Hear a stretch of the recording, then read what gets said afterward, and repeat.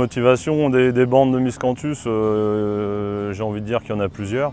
Déjà pour limiter les phénomènes d'érosion, de ruissellement, de redécouper tout mon parcellaire. Moi j'ai essayé de limiter au maximum les grandes parcelles, etc. Donc aujourd'hui on est sur des îlots maximum de 5 hectares.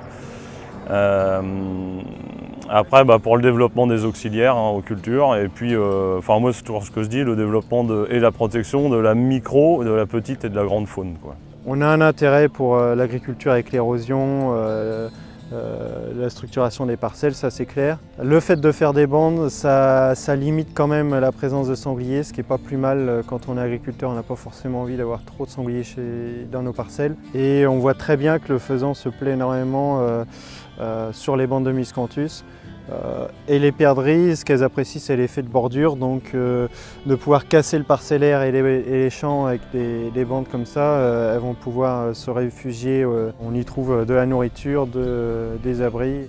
Alors le Miscanthus, je le valorise principalement en chaudière. On approvisionne la chaudière communale avec notre production. On est sur un débouché local avec la municipalité. On a voulu amener de la diversité de paysages. On a un tapis de feuilles au fil des années qui s'accumulent et en fait ça retient énormément la terre. Donc on a vu sur 5 ans déjà de mise en place des bandes, on a relevé à peu près de 50 cm le niveau de terre de la parcelle. On les a mis plutôt en milieu de parcellaire, justement pour amener des auxiliaires assez favorables à nos cultures. On s'est aperçu qu'on avait une diminution de pucerons. On a fait le choix d'essayer de valoriser notre Miscanthus en litière accumulée. C'est-à-dire qu'on a récolté notre Miscanthus fin mai et on en a mis donc 40 cm sur une surface de 1000 m², ce qui correspond à environ 400 m3. On est autonome en litière jusqu'à environ début octobre, quoi. Ça nous permet de ne pas acheter de paille, d'être autonome en paille et de limiter un petit peu le travail, l'astreinte quotidienne au niveau du paillage des animaux.